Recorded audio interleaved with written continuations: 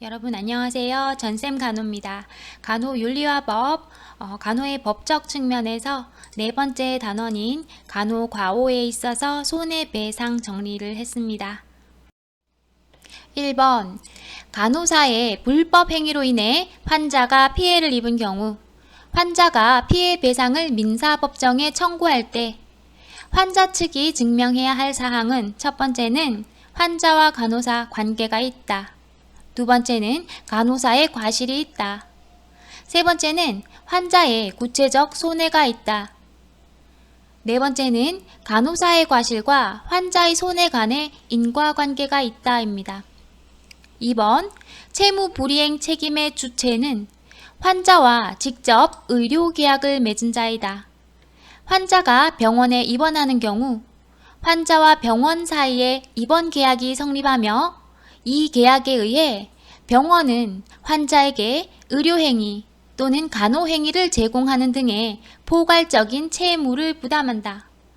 그러므로 병원이 의료계약상의 포괄적인 채무를 불이행하면 그 자신 및 고용된 의사, 간호사 등 이행보조자의 과실에 대해서도 책임을 부담하게 된다. 채무 불이행도 마찬가지고 불법행위도 마찬가지로 병원이 책임을 부담하게 됩니다.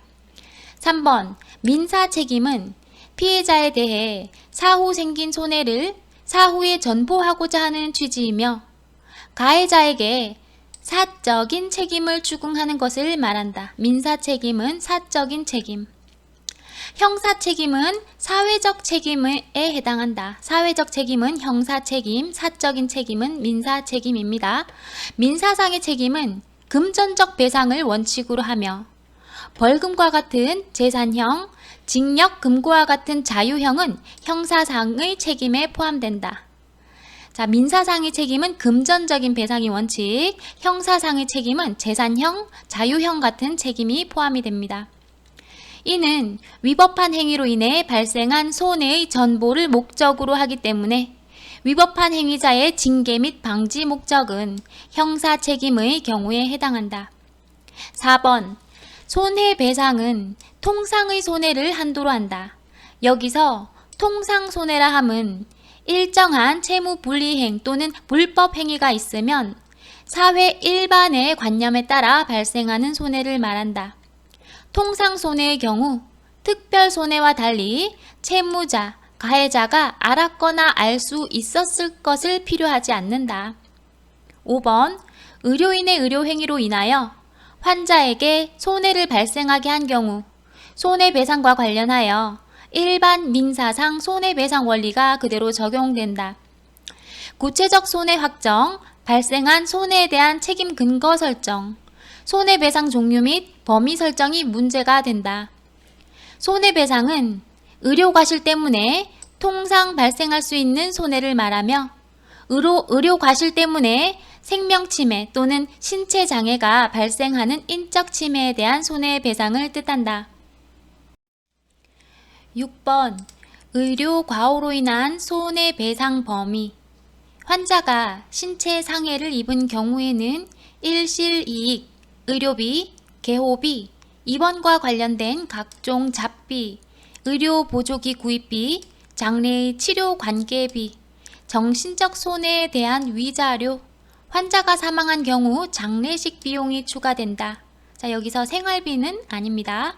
7번 의료과오에 있어서 소극적 손해에는 휴업보상이나 일실이익이 해당되고 적극적 손해에는 치료관계비, 장례비, 개호비 등이 해당된다. 8번 피해자가 재산 이외에 생명, 신체, 자유, 명예 등 인격적 이익을 침해당한 경우 가해자에 대하여 정신적 손해에 대한 배상을 청구할 수 있다. 이와 같은 정신적 손해를 금전으로 배상하는 것이 위자료이다. 위자료는 비재산적 손해이다. 9번 손익상계 첫 번째 손익상계란 의료과오로 인해 피해자가 불이익을 받는 동시에 이익도 얻은 때 불이익에서 이익을 공제한 나머지 금액이 배상해야 할 손해이다. 두 번째, 환자가 사망한 경우에 유족이 받은 향전이나 부의금, 생명보험금이나 유족연금은 손익상계의 대상에서 제외된다. 세 번째, 의료과오로 인하여 환자가 사망한 경우에는 손해는 사망자가 장래에 얻을 수 있는 수입에서 생활비를 공제한 금액이다. 10번 과실상계. 첫 번째, 과실상계란 채무불이행이나 불법행위에 있어 채권자, 즉 환자에게 과실이 있는 때에는 법원은 손해배상의 책임 및 그 금액 산정에 있어 채권자의 과실을 참작하는 제도이다. 두 번째, 민법은 채무불이행에 관하여 과실상계를 규정하고 이를 불법행위에도 준용하고 있다. 세 번째, 만약 간호과오로 인한 손해 발생이나 확대 원인에 환자 측의 거짓말, 침묵, 비협력 등 과실이 게재되었다면 그 손해에 대해 합리적으로 분담시키는 과실상계를 고려해야 한다. 네 번째, 그 이유는 간호행위가 환자 측의 협력이 없으면 충분한 효과를 거둘 수 없는 경우가 많기 때문이다. 신의 칙 또는 피해부담의 공평이라는 피해배상제도의 이념에 비추어 불법행위의 피해자에게는 그로 인한 피해의 확대를 방지하거나 경감하기 위하여 노력할 일반적인 의무가 있다. 다섯 번째, 피해자의 과실을 따지는 과실상계에 있어서 판례는 과실이란 가해자의 과실과는 달리 사회통념상, 신의 성실의 원칙상, 공동생활상 요구되는 약한 부주의를 가리키는 것으로 보아야 한다고 판시하고 있으며 1990년대 이후에 의사 측의 과실 추정 사례가 증가하는 반면에 환자 측의 과실도 적극적으로 참작하려는 경향이 두드러지게 나타난다.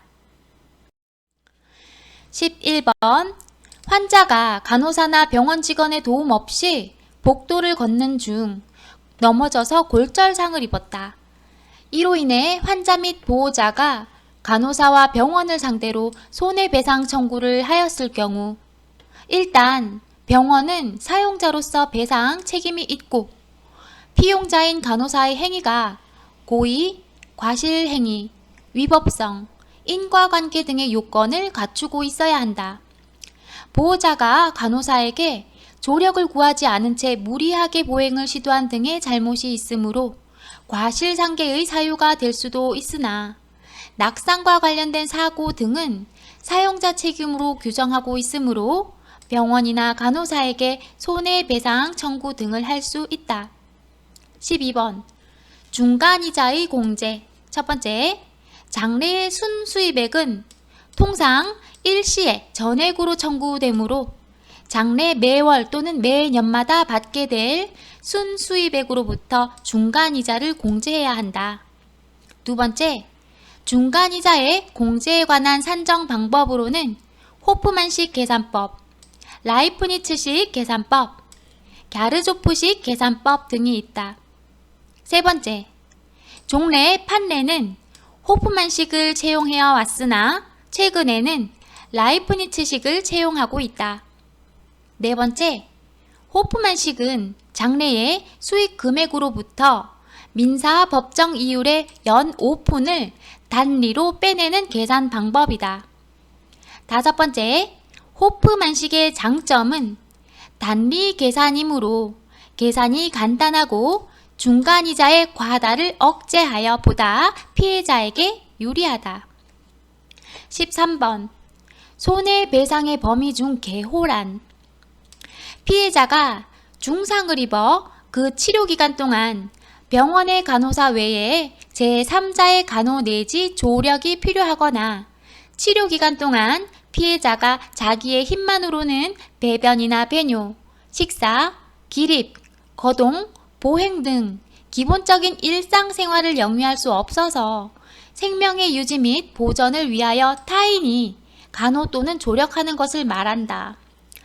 간병의 개념으로 보셔도 될 것 같습니다. 개호. 14번 휴업 보상이란 근로자가 업무상 부상이나 질병으로 인한 휴업 중에 있을 때 평균 임금의 100분의 60의 임금을 사용자가 지급하는 것을 말한다. 의료 과오로 인해 환자가 수입을 얻을 수 없거나 감소된 경우에는 일실이익의 일종으로 휴업보상비의 배상을 청구할 수 있다. 15번 일실수입 또는 일실이익이란 의료 과오로 인하여 환자가 사망한 경우 환자가 생존하였더라면 얻을 수 있었던 수입에서 그 사이에 필요한 생활비 등을 공제한 금액이 일실수입이다. 16번 손해배상의 범위 중 통상손해란 원칙적으로 손해배상은 통상의 손해를 한도로 한다. 여기서 통상손해라 함은 일정한 채무불이행 또는 불법행위가 있으면 사회 일반의 관념에 따라 발생하는 손해를 말한다. 통상손해의 경우 특별손해와 달리 채무자, 가해자가 알았거나 알 수 있었을 것을 요하지 않는다. 자, 앞에서 했던 부분인데 한 번 더 합니다. 그럼 특별손해란 특별한 사정으로 인한 손해는 당사자 간의 개별적 사정에 의하여 발생한 손해행위 당시 그 사정을 알았거나 알 수 있었을 때 하나여 배상 책임이 있다. 특별한 사정에 대해서는 가해자의 예견 가능성을 전제로 하나 특별한 사정에 의하여 발생한 손해의 액수까지 알 수 있어야 하는 것은 아니다. 18번 적극적 손해 이것도 앞에서 했습니다. 적극적 손해와 소극적 손해 한 번 더 읽어볼게요. 적극적 손해는 현실적으로 치료비 등의 지급을 위하여 자기의 재산이 감소하는 것을 말하는 것으로 치료관계비, 장례비, 개호비 등이 적극적 손해에 해당하고 19번 소극적 손해는 환자가 노동을 할 수 없는 결과 장래의 이익을 얻는 것이 방해됨으로써 받는 손실을 말하는 것으로 휴업 보상과 일실 수입 등이 있다. 20번 재산적 손해는 다시 기존 재산 멸실이나 감소를 준 것으로 의료사고로 인해 직접 치르게 된 치료비, 약값, 입원비, 진단요금, 교통비, 잡비, 영양비, 식대, 요양비, 부대비용 등의 적극적 손해와 장래이익이 발생이 방해됨으로 받는 손해로 일실수입 등 노동을 할 수 없는 결과 상실한 장래의 이익 등의 소극적 손해로 구분된다. 21번 피해자, 환자 측의 과실 유형 첫 번째는 주요사항 불고지, 두 번째는 지시사항 등 불이행 있습니다. 첫 번째 주요사항 불고지란 정확한 진단과 진찰을 위해서는 환자에게 자신의 상태나 병력 등을 듣는 것부터 시작하고 이러한 문지는 결국 의사와 환자의 신뢰 아래 주요 내용에 대하여 질문과 답변으로 이루어지며 과거 병력, 가족력, 기왕력 등을 숨김없이 고지해야 한다. 그런데 환자 측에서 이와 같은 주요 내용을 고지하지 않거나 허위로 고지한 경우 의사는 해당 환자의 상태를 잘못 진단할 수 있으며 잘못된 진단 때문에 환자를 제대로 치료하지 못한 경우 의사의 책임은 제한된다. 두 번째, 지시사항 등 불이행. 진료 목적을 달성하기 위해서는 의사의 진료 과정에서 환자 측의 적극적인 협조가 필수적이다. 의료인 측은 진료하는 과정에서 환자 측에 일정한 요청을 하는데 환자 측이 이를 거부하거나 따르지 않을 경우에도 과실 상계가 있어 환자 측 과실로 고려할 수 있다.